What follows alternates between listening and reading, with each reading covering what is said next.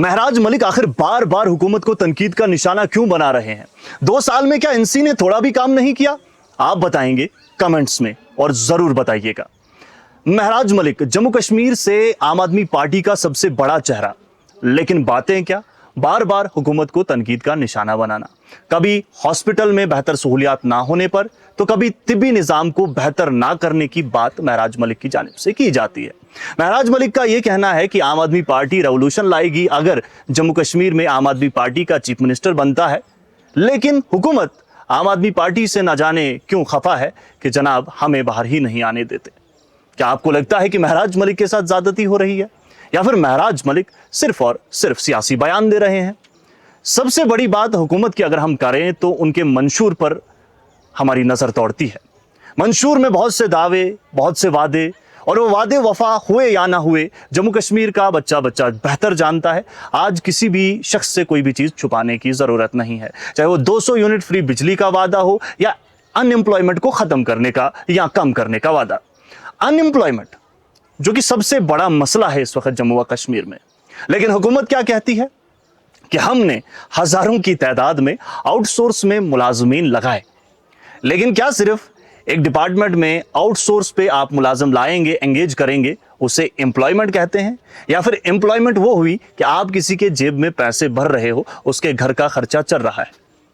पता ये चला है कि बहुत सारे ऐसे आउटसोर्स के मुलाजमीन हैं जिनको कहीं महीनों से तनख्वाहें ही नहीं दी गई है। तो ये कैसी एम्प्लॉयमेंट है, सवाल मैं ये पूछना चाहता हूँ। बहुत सारे ऐसे लोग हैं जो कई वक्त से खिदमात अंजाम दे रहे हैं, लेकिन उनको तनख्वाहों के नाम पर कुछ भी नहीं मिलता। अगर ये एम्प्लॉयमेंट है तो शायद ऐसी एम्प्लॉयमेंट की किसी को जरूरत ही नहीं होगी। तो दोस्तों, बात करें हम वापस महराज मलिक की, तो एक बार फिर से हुकूमत को तनकीद का निशाना बनाया।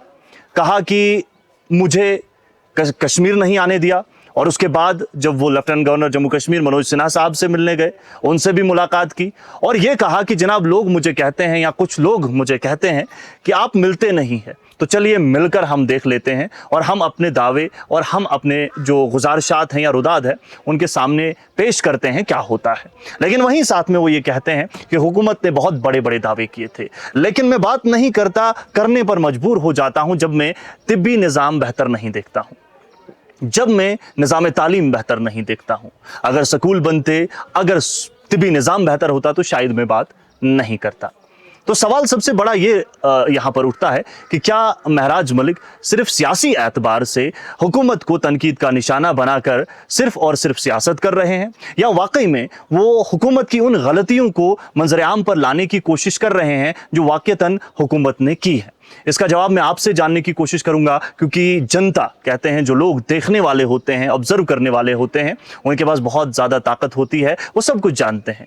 आप सब कुछ देखते हैं, महसूस करते हैं, आप सादा बता सकते हैं कि क्या वाकई में हुकूमत ने 2 साल में कुछ भी काम नहीं किया है, और अगर किया है तो क्या किया है। ये भी याद रखिए, हुकूमत जब किसी भी स्टेट की हो, यूनियन टेरिटरी की हो, इख्तिदार में आती है, कुछ तो करना है, लेकिन क्या वादे वफा हुए?